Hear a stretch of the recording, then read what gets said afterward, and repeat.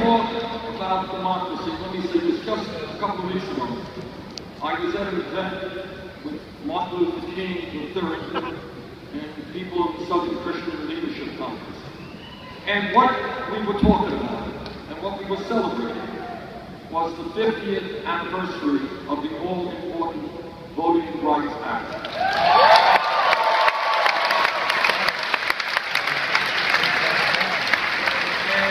And that act that grew out of the struggle of millions of people for so many years. What that act was about was to say that in the United States of America, every person, regardless of his or her color, was going to be able to vote.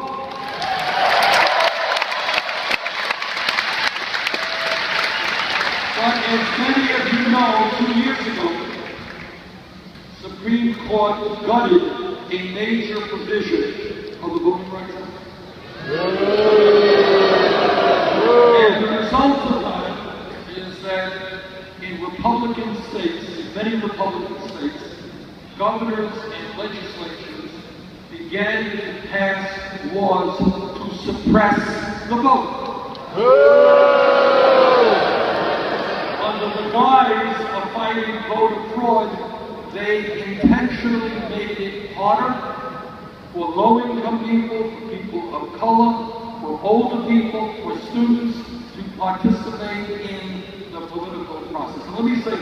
You mean Democrats? I'm a politician. I have run for office in the state of Vermont many times. Sometimes, most of the times, I won.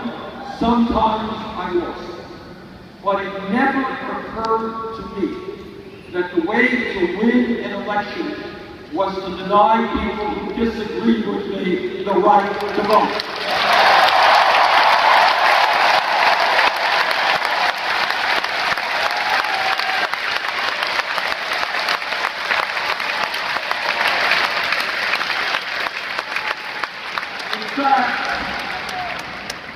In fact, those people who don't have the guts to go out and tell people what they think, those candidates who don't believe they can win based on their ideas, those candidates, those governors, those Republican states who are trying to keep people from participating in the political process are nothing more than cowards.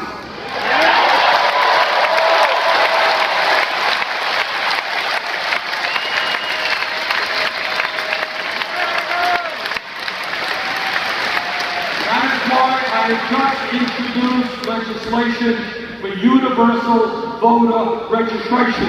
Okay?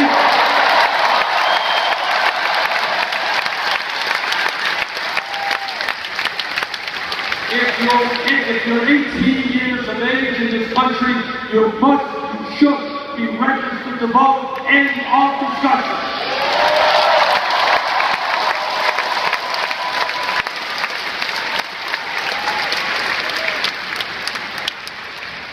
I think all of us know that today the United States is living in a very competitive global economy. And for us to succeed, we need to have the best educated workforce in the world.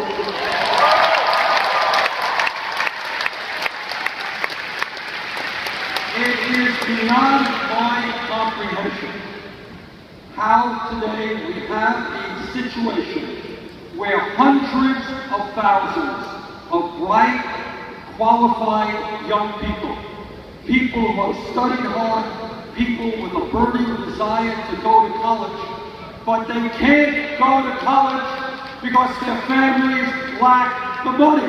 That's wrong.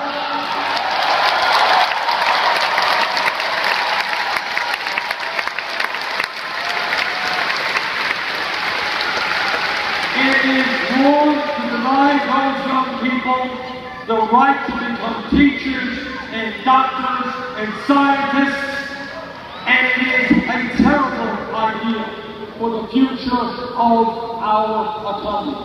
And that is why I have introduced legislation and will make happen as president, creating a situation where public colleges and universities in America are tuition free.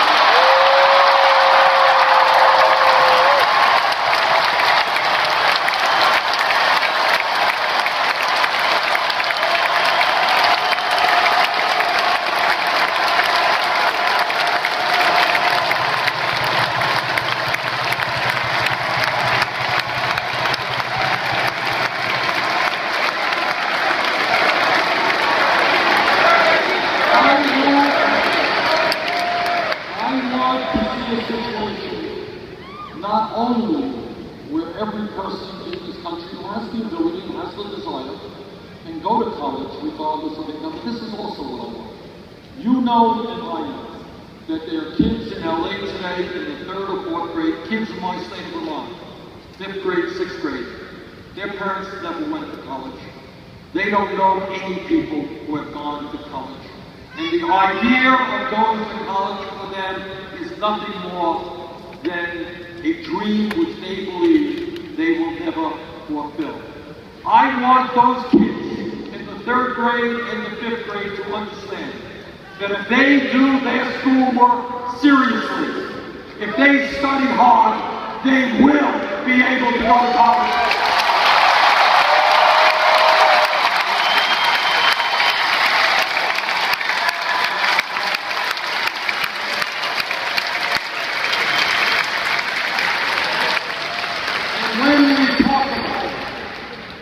Of how we finance higher education in America, we are also aware that millions of Americans, some young and some not so young, are being overwhelmed by outrageous student debts and high interest rate mortgages.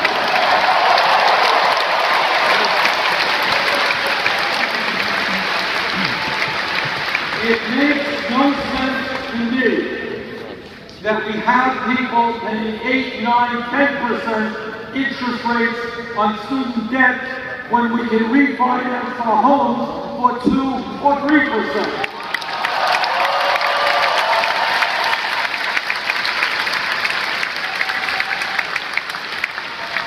So the legislation that I've introduced will allow people to refinance at low interest rates and also get the government out of profiteering on high interest rates.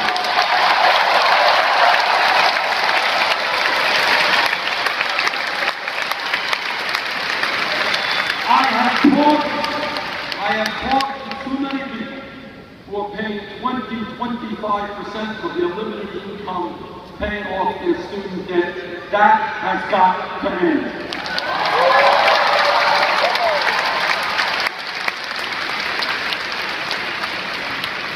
When we talk about our responsibilities as human beings and as parents, there is nothing more important than leaving our planet healthy and habitable for our kids.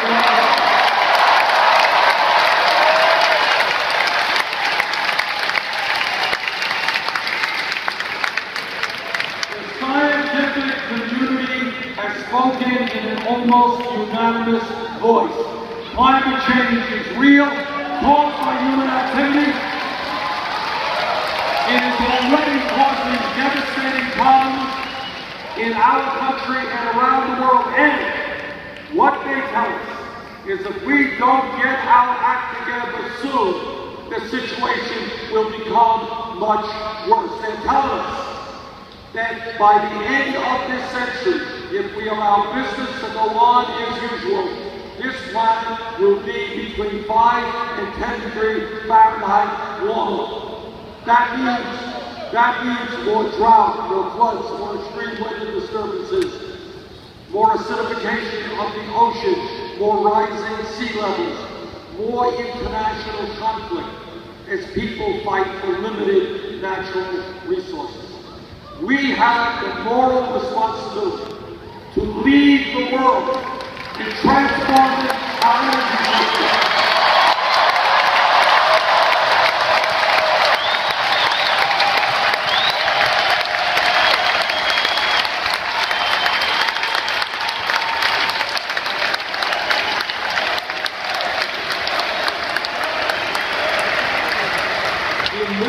away from fossil fuel to energy efficiency and sustainable energy. Now, as perhaps the most progressive member of the Senate, needless to say, I have many disagreements with my Republican colleagues. But on this issue, what we are seeing is an international embarrassment because the vast majority of Republicans are rejecting science, and we cannot do that. And I urge my Republican colleagues not to worry so much about the campaign contributions from the Koch brothers and ExxonMobil and the coal companies. Worry about the future of your kids and your grandchildren.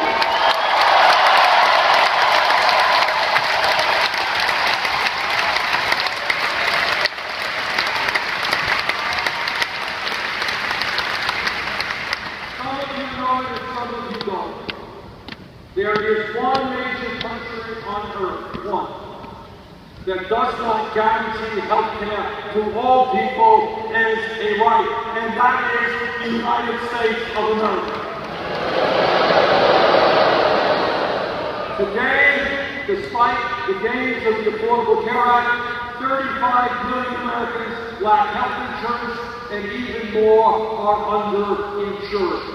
In my strong view, we must join the rest of the industrialized world, guarantee health care to every man, woman, and child, and a right, not privilege.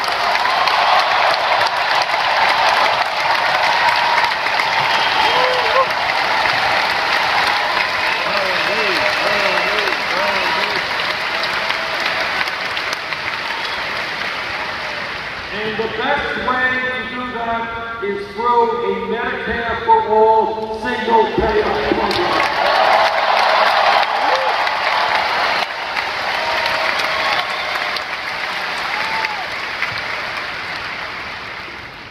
What this campaign is about is the understanding that the rich get richer and everybody else gets poorer, because we are not standing together as one people. And when we talk about bringing our people together, I hope all of you understand that it is absolutely imperative that we bring 11 million undocumented people out of the shelter.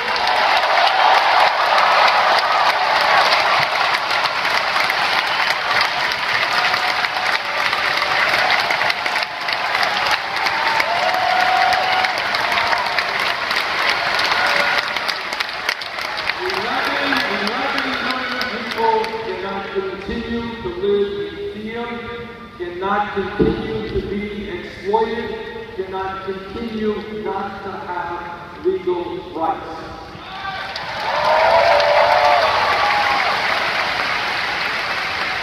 I was in Phoenix a few weeks ago, and after my remarks, I met with about half a dozen young Hispanic kids, and tears were flowing from their eyes because they feared that their mom or their dad or they would be deported. Our job is to bring families together, not separate them.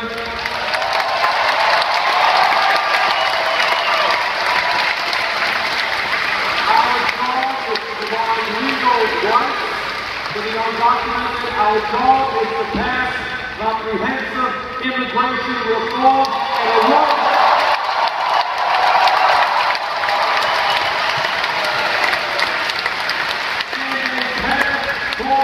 citizenship.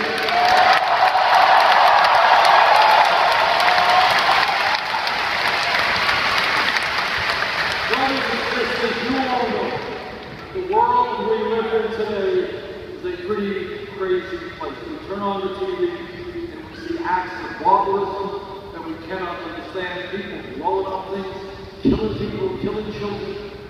It's horrible. And nobody that I know has any magical answers to some of these terrible international situations. But this I do know. I spoke to the president the other day and he talked about his negotiations with Iran and the treaty agreement you hope to have.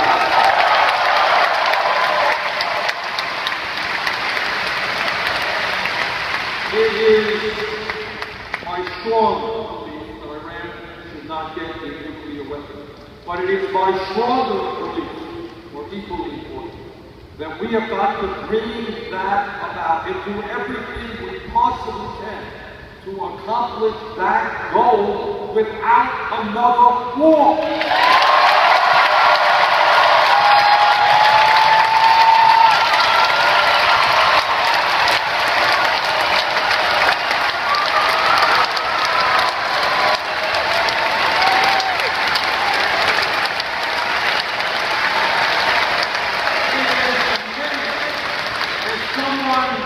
Who voted against the war in Iraq. It is amazing to me to see most of my Republican colleagues forget about the cost of war. Not just the 6,700 brave men and women who died. Not just those who came home without legs and arms and eyesight. But those 500,000 who came home with post-traumatic stress disorder and traumatic brain injury.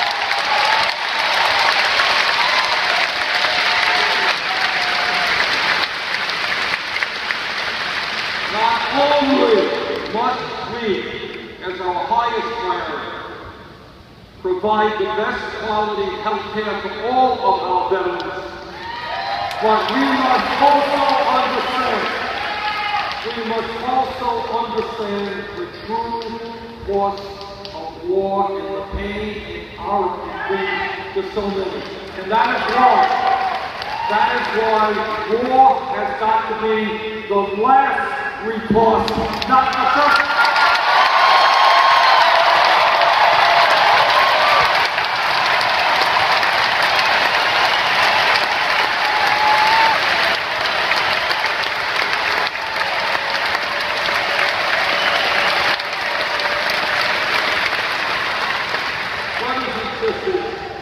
We live in the wealthiest country in the history of the world. If we get our priorities right, if we don't give more tax breaks to billionaires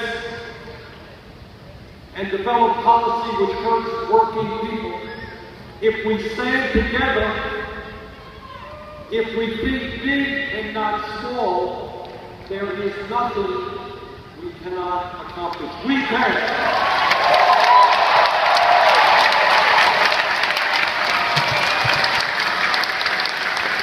We can guarantee health care to every man, woman, and child every right. We can make certain that every parent in America has quality, affordable child care, and every American can get a higher education regardless of the income level.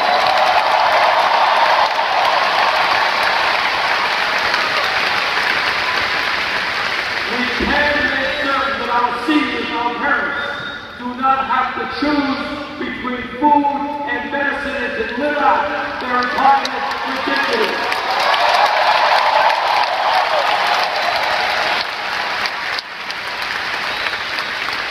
My Republican colleagues want to cut Social Security. We want to expand Social Security.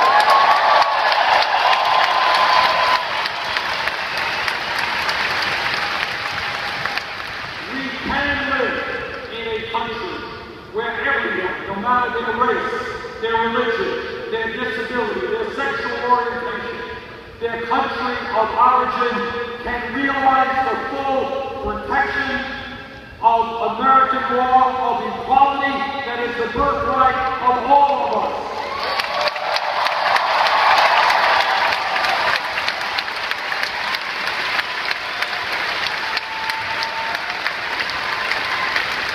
When we stand together, when we do not allow them to divide us up by the color of our skin, by our sexual orientation, by whether a man or a woman, whether born in America,